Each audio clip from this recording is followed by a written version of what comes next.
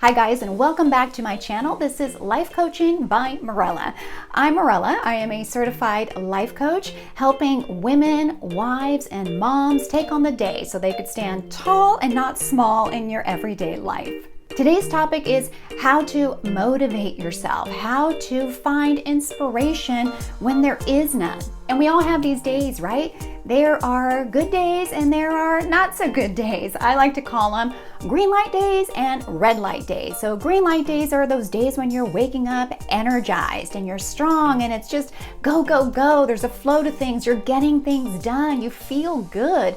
And then there's those red light days where you're not feeling so great. Maybe you're a little sluggish, you're lacking motivation, there's not a lot of forward traction, there's stop and go, kind of like when you're stuck in rush hour traffic. And those days are super frustrating, right? Because we go into a really bad headspace. You just hate it all. You hate traffic, you hate people, you hate everything. And that's the story that we tell ourselves when things aren't going right. So how can you motivate yourself on those days, or motivate yourself on some of those heavy duty days when you're facing life's big challenges and circumstances? Now, there's a lot of tangible and practical things that you can do, and that honestly is something that I explore with clients one-on-one. But today I want to go deeper. Today I want to talk to you about storytelling, the story that we tell ourselves in our thought life, and the stories that we can introduce into our thought life to inspire us. There is power in storytelling. And I believe that there's so much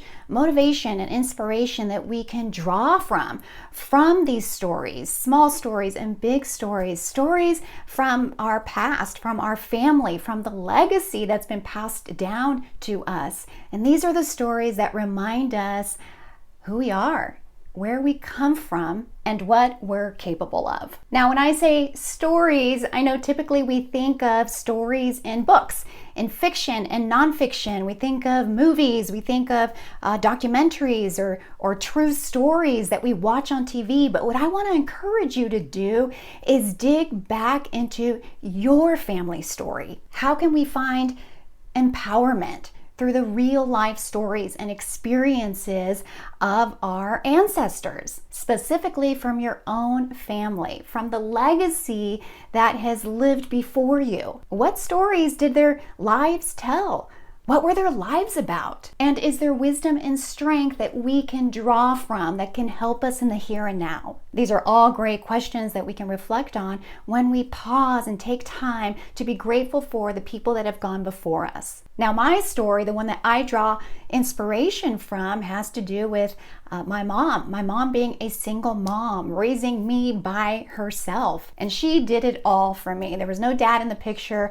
I never met him. And from what she describes, I was a pretty sickly kid early on. I had some kind of skin condition, and then I also suffered from high fevers where my temperature would just spike out of nowhere. And she would tell me these stories about how often she had to call 911, and paramedics would come and they would stick me in a bathtub sometimes, and I have a very distinct early memory of that, being stuck in a bathtub with ice cubes and running cold water. No sooner did she pay one bill that would happen again, and she would have to call 911 again, and then the next bill would come. And this is a woman with a 6th grade education. She was born on a ranch in Mexico, a remote ranch in Mexico. And her dream was to come here to the United States and live out the American dream.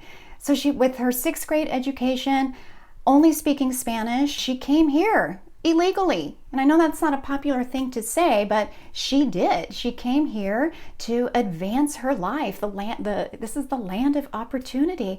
And later she did become a citizen, and she ended up having me. She worked a ton of overtime, weekends included, which made me a latchkey kid. She worked nanny jobs, blue-collar jobs, housekeeping jobs. So why am I sharing all this with you? Because when I take time to think about all that she went through and what she had to endure and push through to make a life for us, that is inspiring to me.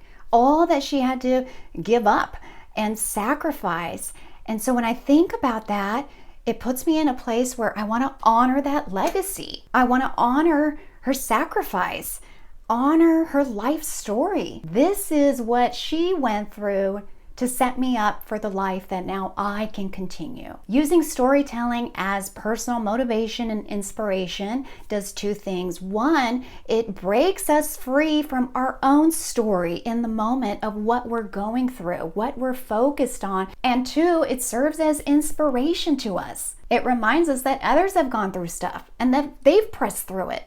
The purpose of this exercise is to invite that story into your present, your here and now, so it can help move you from the mood that we're in sometimes, the mood of, I don't want to do that. I have no motivation to do that. Why should I do that? Why is this happening to me? This is the time when we can pause our own story and think of someone else's story. Recall that person, somebody who is dear to you, meaningful to you, helped you with something or spoke something into your life that was super helpful. Recall what they said, what they did, how they lived their life. What conclusion can you draw from somebody else's story? And it might be as simple as just being reminded of some basic truths, that life isn't easy, life isn't pain-free, life isn't always comfortable. I'm not going to be happy every single moment of every single day. How can somebody from your past in your family serve to inspire you today? How can it inform how you respond to whatever it is that you're facing today? Whatever you're going through right now in this moment, just remember that it is temporary. So take a deep breath, put your hand on your heart, stand tall, not small, ground your feet, recall those stories, feel yourself becoming those very things, those very characteristics, because we all have it in us. Whenever I'm struggling or having a hard time with parenting or in my home life, I easily recall my mom. And I think to myself, if she could do it as a single mom, then I can certainly do it.